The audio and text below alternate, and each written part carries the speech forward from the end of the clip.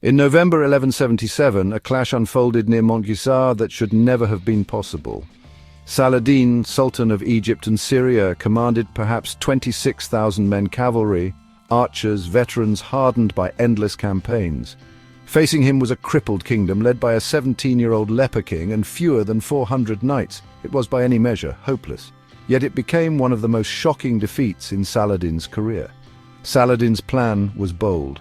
March north from Egypt, sweep past Ascalon and strike Jerusalem itself. He believed no serious opposition remained.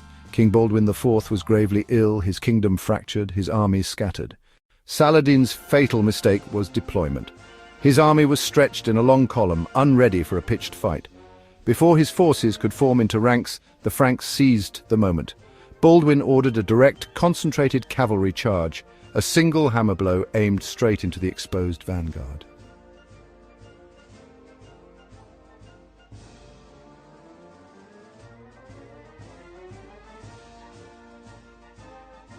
The ground shook as the knights thundered forward. At the tip, the Templars drove their wedge into Saladin's vanguard, a mass of cavalry unprepared and still forming ranks. The first collision was brutal. Iron met flesh with the sound of splintering lances and shattering shields. The wedge did not stop.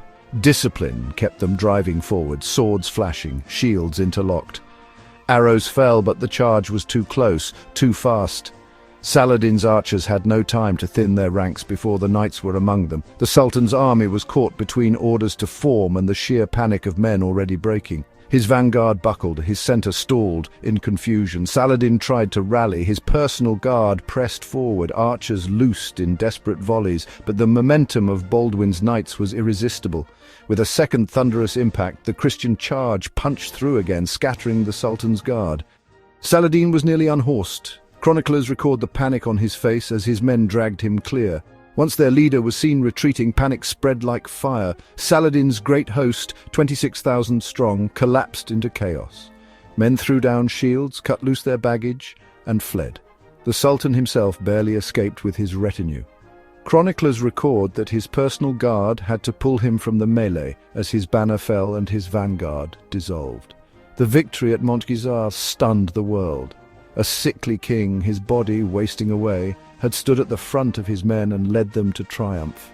Against all odds, a force outnumbered 20-1 had shattered the greatest Muslim commander of the age. Montgisard bought Jerusalem precious years of survival and immortalized Baldwin IV as the leper king who defied both illness and empire. A frail boy king, a relic of the cross, and a single desperate charge carved a legend into the dust. The day the thunder of Saladin was silenced at Montgisard.